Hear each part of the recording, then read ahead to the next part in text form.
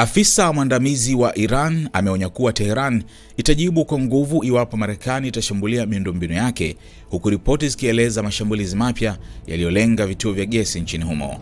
Mohsen Rezaei, afisa wa ngazi ya juu wa Jeshi la Walinzi wa Mapinduzi ya Kiislamu IRGC na mwanachama wa Baraza la Utambuzi wa Maslahi ya Taifa la Iran, amesema Iran itaidhoofisha Marekani na kuzizamisha meli zake katika Ghuba ya Uarabuni endapo miundombinu ya Iran itashambuliwa. Kwa mujibu wa shirika la habari la serikali IRNA, Rezaei alisema muda wa mwisho wa kuiokoa Marekani unakaribia, na akaonya kuwa hakuna muda mwingi uliosalia kwa Washington kujinasua kutoka kwenye mkwamo wa sasa.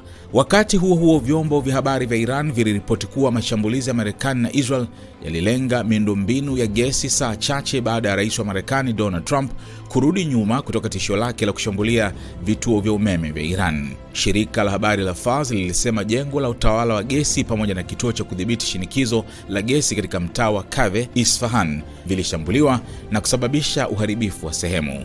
Ripoti hiyo pia ilisema bomba la gesi linalohusiana na kituo cha umeme cha Khorramshahr kusini magharibi mwa Iran lililengwa katika shambulio tofauti. Licha ya mashambulizi hayo, waziri wa nishati wa Iran Abbas Aliabad alipunguza wasiwasi akisema nchi imegawanya uzalishaji wa umeme na ina uwezo wa kujenga upya haraka vituo vitakavyoharibiwa.